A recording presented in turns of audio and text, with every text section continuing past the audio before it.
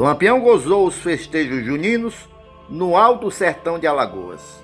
Passou a noite de São João numa fazenda de Pão de Açúcar.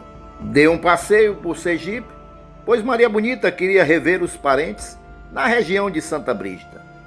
A maneira insolente como Lampião driblava as forças do governo chamava a atenção até dos imortais da Academia Brasileira de Letras. Seu presidente, Austragésilo de Ataíde, escreveu um artigo com o sugestivo título Lampião, o Eterno. E noutro, afirmou que Lampião tinha se tornado a figura mais popularizada da terra de Santa Cruz. Outro acadêmico, Humberto de Campos, ironizou: e Lampião de pavio aceso continua desafiando o Brasil. Assim Chateaubriand, através de sua cadeia de jornais associados, descia o pau na inépcia do governo e na polícia dos coronéis, denunciando a chamada indústria do cangaço e acusando os oficiais de só pensarem em promoção e soldos para quem Lampião era uma mamata permanente e segura. A polícia apavorava os sertanejos mais do que Lampião. Tendo deixado Maria Bonita com a família em Santa Brígida, Lampião deu um giro pelas caatingas de Sergipe. Na primeira semana de julho, o cangaceiro foi buscar Maria, atravessou de volta o São Francisco e subiu pela ribeira do Ipanema em direção a Pernambuco, onde podia escolher à vontade onde descansar. Desta vez, Lampião tomou o rumo de Bom Conselho, passando por Olho d'Água das Flores, Capim, atual Olivença, Dois Riachos e Cacimbinhas. Espalhou a notícia de que ia descer para Sergipe e matreiramente empinou numa estrada só, por entre Bom Conselho e Águas Belas. Chegando no dia 10 de julho, no sítio Minador de Antônio Vaz, nos contrafortes da Serra do Tará, ao lado da Serra do Caboclo, município de Pedra. Prosseguindo o despistamento, no dia 12 estava de volta, sendo visto em Santo Antônio, município de Bom Conselho. Andando em zigue-zague, esteve no dia 14 em Poço do Cosmo, abaixo do Coati, rompeu em perpendicular até a Serra de São José e contornou por outro caminho, passando no dia 19 por Azevém. Agoitado perto da Serrinha de Catimbau, Lampião escreveu várias cartas para fazendeiros e comerciantes da região pedindo dinheiro. 3 moradores da Serrinha receberam ditas cartas: João Marques, o João Cacheado, Francisco das Chagas, o Chiquinho, e Manuel Pedro da Cunha, um comerciante. No arraial não havia delegado. A autoridade policial era exercida por um comissário de polícia, um cidadão chamado Inácio Bezerra, que apenas dispunha de um rifle e 4 balas. Temeroso do que poderia acontecer no caso de um ataque dos cangaceiros, o comissário aconselhou os moradores a fugirem. Na noite do dia 19, os moradores de Serrinha abandonaram suas casas e foram esconder-se no mato. Somente 4 homens ficaram no arraial: Inácio Bezerra, Manuel Pereira, João Cacheado e Manuel Pedro. Não planejavam lutar. Esconderam-se na casa de João Cacheado, deixando a porta dos fundos aberta para facilitar a fuga, e ficaram na frente, olhando por buracos abertos na parede. Na madrugada do dia 20 de julho de 1935, os cangaceiros aprumaram para a Serrinha, na fazenda queimada do André, vizinha da Pedra do Navio. Fizeram um buraco numa cerca a fim de cortar caminho por dentro de uma fazenda. E isso foi feito na presença do proprietário, José Gomes Bezerra. José Gomes não gostou do estrago feito na cerca e, acompanhado do amigo José Penha, foi atrás dos invasores. Os cangaceiros passaram fogo nos dois. Serrinha do Catimbau, a menos de 5 léguas de Garanhuns, fica na ponta da Serra da Jussara. À época, quem chegava ao vilarejo pela Estrada Velha, que vinha de Águas Belas, passava pelo cemitério e ia sair em frente à igreja. Antes do amanhecer, os cangaceiros chegaram a cavalo. Lampião estava com apenas 5 homens e 2 mulheres: Zé Fortaleza, Medalha, Maçarico, Gato, Moita Braba, Maria Bonita e Maria Ema. Tinham como guia 2 rapazes da Lagoa da Pedra, Mané Custódio e Zé Brás, e levavam também um refém chamado Antônio Pequeno.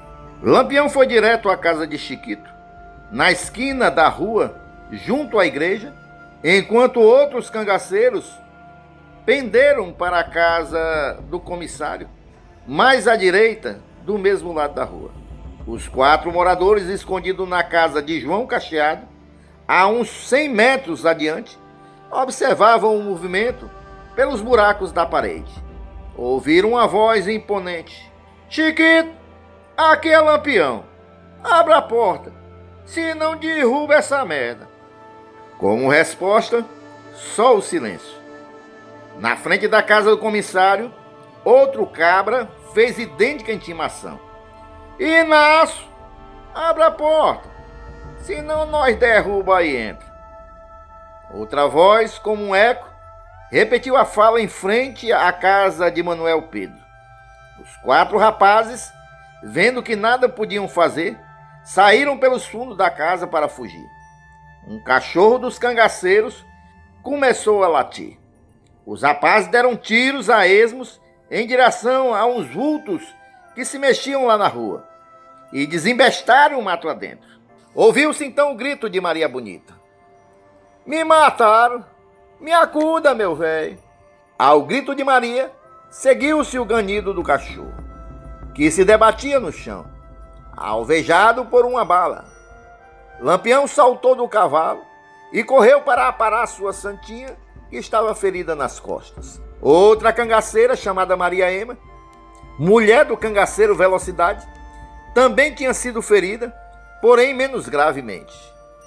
Lampião, mais preocupado com Maria do que com um eventual desforra, ordenou a imediata retirada. Os cangaceiros largaram os cavalos e fugiram a pé pelo mesmo caminho por onde vieram, carregando Maria nos braços. O ferimento da outra cangaceira não inspirava cuidados. Ao passarem pela queimada do André, os cangaceiros encontraram a casa da fazenda cheia de gente, puxando rezas, fazendo sentinela ao defunto José Gomes, que eles haviam assassinado na madrugada daquele dia. Lampião intimou: precisava de uma rede e recrutava todos os homens para conduzir uma pessoa que estava ferida. Pediu panos limpos e fez chumaços para apertar o ferimento, a fim de deter a hemorragia. Ao sair, deixou um recado: diga pro povo de Serrinha que a minha vingança não vai ter limite. Quando eu voltar aqui, vou fazer daquele povoado um montão de terra. Maria Bonita foi acomodada na rede, cujos punhos foram amarrados a um caibro que os carregadores puseram nos ombros, revezando-se a intervalos de 2 em 2. Lampião dobrou à esquerda e, ao chegar à Serra do Limitão, se viu cercado por uma volante, da qual conseguiu se desvencilhar, apesar das circunstâncias. Contava apenas com 5 homens e conduzia 2 mulheres feridas.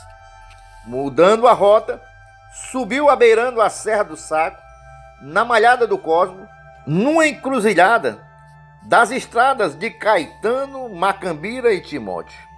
Lampião escolheu 4 dentre os carregadores da rede e dispensou os outros, remunerando-os com 150 mil réis, e recomendou a eles: vocês vão encontrar a polícia logo aí.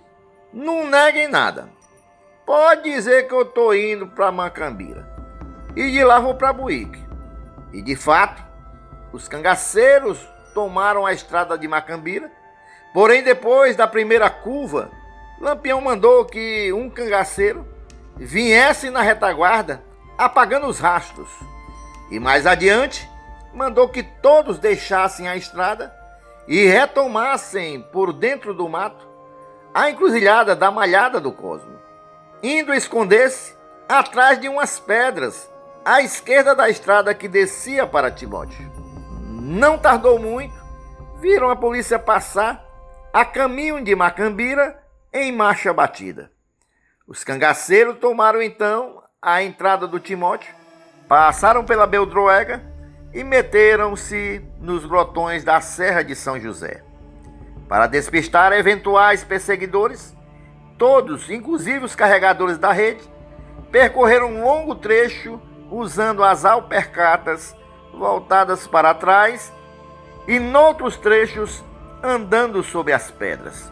Precisando urgentemente cuidar do ferimento de Maria, Lampião dispensou os carregadores na Lagoa do Pau-Ferro, já chegando a Santo Antônio do Tará, e foi acoitar num lugar chamado Riacho do Saco. Passou ali uns 3 ou 4 dias. Maria Bonita foi acomodada debaixo de um buzeiro, na beira da lagoa do Serrote Belo, de onde se tinha a visão da Serra Rajada ao nascente e da Serra Grande mais acima. Por trás destas ficava a Serra da Cachoeira Grande, ao leste, e a Serra do Tará, ao norte. No dia 26, a polícia descobriu o local do coito. Os cangaceiros tinham acabado de sair. Apesar das precauções tomadas por Lampião, os soldados encontraram panos sujos de sangue e restos de comidas encobertos por folhagens. Os rastejadores localizaram um vestígio de pegadas em direção à Serra do Tará. Manuel Neto convocou todas as volantes que se encontravam na área, umas 10, além do destacamento de Garanhuns, Correntes e Águas Belas, formando um contingente de mais de 250 homens. Ao anoitecer, as tropas encurralaram o bando no pé da serra, guarnecendo todas as saídas. Os cangaceiros só poderiam escapar se subissem um paredão da serra quase a prumo. Mas então, de forma surpreendente, durante a noite, Lampião e seus homens conseguiram evadir-se por um lugar que os comandantes imaginaram ser impossível passar. Escalando uma escarpa de difícil acesso, carregando as mulheres feridas, os cangaceiros conseguiram subir a serra e fugiram pelos penhascos do outro lado, em direção à Serra de Buíque.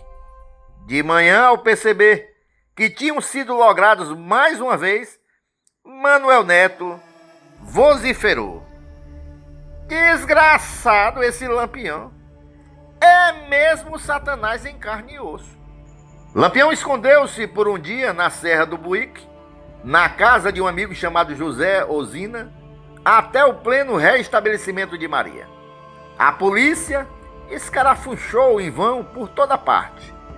Dos cangaceiros, nenhuma notícia. No dia 31 de junho, Lampião viajou em surdina pela borda da Serra dos Cavalos, como se fosse para Santana do Ipanema. Porém, rasgou de volta por Águas Belas, Serra das Guaribas, Curral Novo e, afoitamente, foi acoitar na Serra de São José, perto de Serrinha do Catimbau, percorrendo vários trechos com as alpercatas viradas para trás. Na tarde do dia 3 de agosto, atacou a fazenda Macambira, matando 3 inimigos. Com a ideia fixa de atacar a Serrinha para cumprir a vingança prometida, passou mais de um mês rondando aquela região. Tanto assim que no dia 14 de setembro, o bando foi visto nas proximidades da Serra do Limitão. Porém, terminou desistindo de seu intento, pois Serrinha estava protegida. Caminhões carregados de soldados percorriam as estradas. Em face disso, Lampião desceu para Alagoas. Abaixo de Mata Grande, encontrou-se com um corisco.